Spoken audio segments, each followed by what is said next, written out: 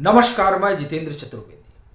कांग्रेस नीतीश कुमार के संग भाजपा से दो दो हाथ करने के लिए एक बड़ी रणनीति बना रही है, जिसका एक हिस्सा पटना में 23 तारीख को जो विपक्षी दलों की बैठक हुई वो है। मगर उतना भर ही नहीं है, उसके साथ ही साथ जातीय समीकरण भी बैठाने की पूरी कवायद हो रही है। अल्पसंख्यक जो मतदाता हैं उन्हें अपने साथ जोड़ने की कोशिश चल रही है। लेकिन इस सबके बाद भी 2024 को लेकर जो संकेत और संदेश मिल रहे हैं वो ये बता रहे हैं कि कांग्रेस के अगुवाई वाले विपक्ष के हाथ से 2024 रेत की तरह खिसकता जा रहा है। हालांकि ये बात एक बारगी सवाल भी खड़ा करेगी कि अभी इस तरह के किसी निष्कर्ष पर पहुंचना बड़ी जल्दबाजी होगी। मगर पीछे जो दो सर्वे हुए हैं उस सर्वे पर गौर करिए। और ये सर्वे बड़ी चीज ये है कि विधानसभा चुनाव को लेकर जो हुए हैं। अब आप एक बार फिर आपके दिमाग में कई सवाल उठेंगे, लेकिन ठहरिए, उसका भी जवाब हम आगे देंगे। जो दो विधानसभा चुनाव की हम बात कर रहे हैं उसमें कर्नाटक है जो हो चुका और जहां नतीजे भी आ चुके हैं, और दूसरा मध्य प्रदेश है जहां होने जा रहे हैं।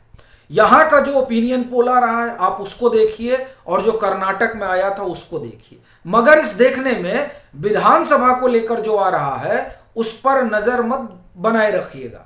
उस पर नजर बनाइएगा जो इस बात को लेकर आ रहा है कि 2024 का जब लोकसभा चुनाव होगा तो यहां की जो आबादी है उसका रुख क्या होगा। वो रुख दरअसल बहुत कुछ बता रहा है, तो उस पर हम लोग बात करेंगे। दूसरा यह करेंगे कि ये जो केसीआर का मूव है ये मूव किस तरह से बड़ा असर डालने जा रहा है 2024 के लोकसभा चुनाव पर, और उस विपक्षी एका पर भी जिसके लिए 23 जून को जुटान हुआ था और अब अगला 10 से 12 जुलाई शिमला में होना है। और एक मुद्दा उत्तर प्रदेश को भी लेकर है जो कि बड़ा जरूरी है। तो इन तीन मसलों के जरिए हम ये देखने की कोशिश करेंगे, समझने की कोशिश करेंगे कि किस तरह से कांग्रेस की तमाम कोशिश के बाद, तमाम समीकरण बिठाने के बाद और तुष्टीकरण की सियासत को हवा देने के बाद भी क्यों 2024 पंजे से दूर जाता नजर आ रहा है। उसमें अगर हम बात पहले करें तो उत्तर प्रदेश की करते हैं, क्योंकि उत्तर प्रदेश बड़ा महत्वपूर्ण है हर उस राजनीतिक दल के लिए जो दिल्ली में अपनी स्थिति मजबूत चाहता है। उसके लिए यह आवश्यक है कि उत्तर प्रदेश में भी वो जमीन पर मजबूत रहे। तो क्या उत्तर प्रदेश में विपक्ष जमीन पर मौजूद है? और उसके लिए सबसे आप ये कहें कि बढ़िया मापदंड तो पुराने आंकड़े हैं जो 2014 के हैं और 2019 के हैं। इन आंकड़ों पर गौर करिएगा, क्योंकि इन आंकड़ों से बड़ी चौंकाने वाली चीजें भी आ रही हैं। और इसलिए गौर करने के लिए कह रहा हूं, क्योंकि जब महागठबंधन बना है तो भाजपा का प्रदर्शन विपक्ष की तुलना में बहुत बेहतर रहा है, बरक्स इसके कि जब ये लोग अलग अलग चुनाव लड़े, और इसमें विपक्षी दलों का भी प्रदर्शन अच्छा रहा है। फिर आपको लगेगा कि थोड़ा इसे डिटेल किया जाए तो मैं उस पर आता हूं।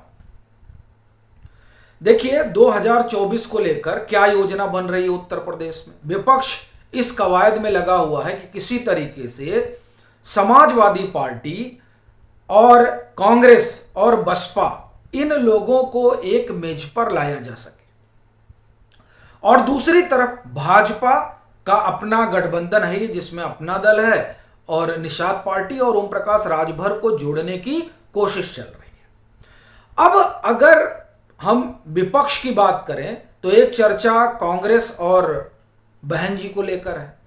अब अगर ये चर्चा मैच्योर होती है तो समाजवादी पार्टी के लिए क्या परिस्थिति होगी? फिर तो समाजवादी पार्टी के पास कुछ बचेगा नहीं, क्योंकि जो मुस्लिम मतदाता है वो तो शिफ्ट हो जाएगा उस कॉम्बिनेशन की तरफ जिधर संभावना ज्यादा से ज्यादा होगी भाजपा को हराने की। तो जाहिर तौर पर वो कॉम्बिनेशन जो है वो कांग्रेस और बसपा का बनेगा। तो इनके पास तो कुछ बचने से रहा। किनके पास? समाजवादी पार्टी के पास, क्योंकि इनके पास 8% बचा। अब वो 8% क्या समाजवादी पार्टी के पास रह जाएगा या फिर उसमें से भी एक हिस्सा कहीं भाजपा के पास न चला जाए। दूसरा, मान लीजिए कि ये गठबंधन बन जाता है और पूरा गठबंधन बन जाता है, तो क्या उस पूरे गठबंधन बनने के बाद भी कुछ हो सकता है? तो उसके लिए आपको 2014 और 2019 को देखना होगा। अब उसमें एक सवाल ये उठेगा कि 2022 में तो बड़ा अच्छा प्रदर्शन रहा समाजवादी पार्टी का, तो इस सवाल पर हम आएंगे, लेकिन पहले 2024 को समझने के लिए 14 और 19 में जो रहा उस पर बात करते हैं, फिर आते हैं 2022 के प्रदर्शन पर। देखिए 2014 को अगर आप देखें तो 2014 में सपा, बसपा, आरएलडी, कांग्रेस, इन लोगों ने अलग अलग चुनाव लड़े थे और तब इनका मत प्रतिशत था 42.98, ये जब सभी अलग लड़े थे, और भाजपा का था 42.63 अकेले। 2019 में क्या होता है कि सब मिल जाते हैं, माने सपा, बसपा, रालोद और कांग्रेस, चूंकि कुछ खास है नहीं उत्तर प्रदेश में, तो वो मिले या दूर खड़े रहे क्या ही फर्क पड़ता है। लेकिन जो यहां की मजबूत पार्टियां हैं उत्तर प्रदेश की, वो एक छतरी के नीचे आती हैं और फिर कितना मत प्रतिशत पाती हैं? 16.46%।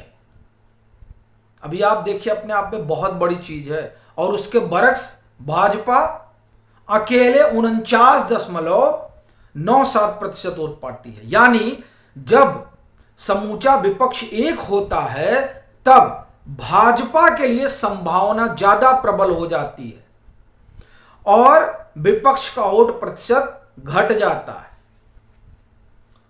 ये आप देखिए, ये बड़ी चीज है। अब दूसरी बात कि समाजवादी पार्टी ने तो 22 में बड़ा अच्छा किया, उसकी वजह से समीकरण गड़बड़ा सकता है। तो 22 में जो समाजवादी पार्टी का अच्छा प्रदर्शन रहा, उसमें एक बड़ी भूमिका जो है वो ओम प्रकाश राजभर की रही, जिन्होंने पूर्वांचल की तकरीबन 45 से 50 सीटों को प्रभावित किया है और लोकसभा के लिहाज से देखें तो 8 से 10 सीटें वो प्रभावित करते हैं। उन्हें इस ओर लाने की कोशिश चल रही है। तो इस लिहाज से अगर देखें तो विपक्ष उत्तर प्रदेश में बहुत मजबूत नहीं दिखाई देता। जो आंकड़े हैं 14 के और 19 के, और वैसे भी जो सुधा पाई की किताब आई है, वो किताब मोदी, माया और आजाद, उसमें यह बताया जा रहा है कि किस तरीके से दलित मतदाता जो हैं, दलित समाज जो है, वो हिंदुत्व की धारा में जुड़ता जा रहा है। ये भी बड़ा आप ये समझिए कि संदेश है और संकेत है किसके लिए? बसपा और कांग्रेस के संभावित गठबंधन के लिए और समूचे विपक्ष के लिए। अगर ऐसा हो रहा है तो उत्तर प्रदेश में कैसे दो दो हाथ आप कर पाएंगे भाजपा से? ये तो एक बात हुई। दूसरा, जो बात हम सर्वे की कर रहे थे, तो कर्नाटक में भले ही कांग्रेस जीती हो और मध्य प्रदेश में भले ही कांग्रेस को एज दिखाया जा रहा हो, लेकिन जब वहां पर लोकसभा के लिहाज से पूछा जा रहा है तो नरेंद्र मोदी के सामने कोई टिक नहीं रहा है।